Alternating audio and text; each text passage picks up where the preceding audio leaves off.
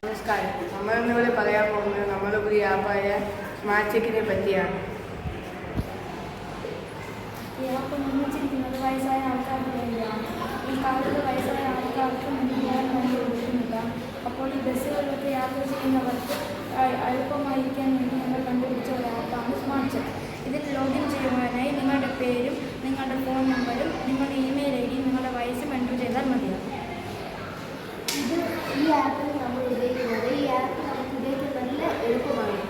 ആദ്യം നമ്മൾ ചെയ്യുന്നത് അതിൽ ലോഗിൻ എടുത്തിട്ട് നമ്മൾ നിൽക്കുന്ന സ്ഥലവും പോകുന്ന സ്ഥലവും ടൈപ്പ് ചെയ്തിട്ട് ലോഗിൻ ചെയ്തിട്ട് നോക്കുകയാണെങ്കിൽ നമ്മൾക്ക് എവിടെ പോകണം, എത്ര നേരം കൊണ്ട് വണ്ടി എത്തും, അതോ താമസിച്ചെത്തുമോ, നേരത്തെ എത്തുമോ എന്ന് കാണിക്കും. ഇത് ഈ ആപ്പിൻ്റെ ബെനിഫിറ്റ്സ് തന്നെയാണ്.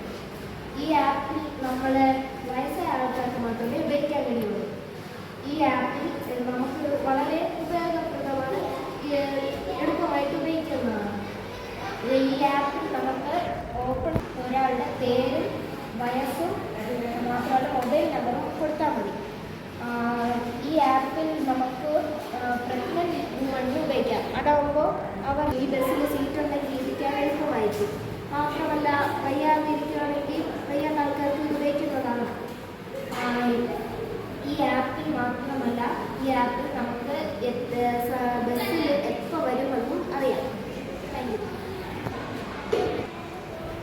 ഈ ആപ്പ് മാത്രമല്ല, നമ്മൾ ഈ ആപ്പ് കണ്ടുപിടിച്ചത് കുറേ കണ്ടുപിടിക്കുന്നതിനോടാണ്. ഇപ്പോൾ ഈ KSRTC ബസ്സിൻ്റെയൊക്കെ ഓരോ കാര്യങ്ങൾ ബുക്ക് ചെയ്യാനായിട്ട് ഇപ്പോൾ ഒരു ആപ്പൊന്നുമല്ല, ഇതൊക്കെ കണ്ടുപിടിച്ചുകൊണ്ട് നമ്മൾ ഇത് കണ്ടുപിടിച്ചത്. ഈ ആപ്പ് നല്ല ഉപയോഗപ്രദമാണ്.